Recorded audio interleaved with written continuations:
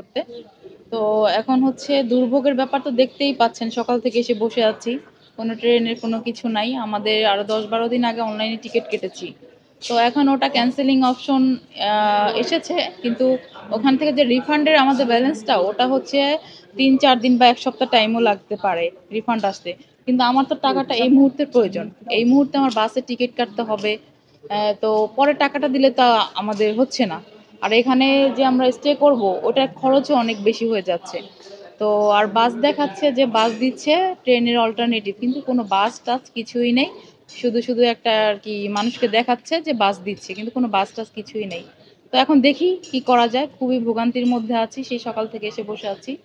এখন কি করব বুঝতেছি না। এখন দেখি বাসে যাওয়া যায় কিনা।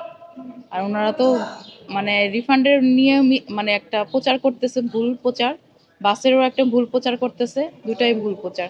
তো এরকম ভোগান্তির মধ্যে আসলেও করণীয় কি সেটা আমি নিজেও জানি না।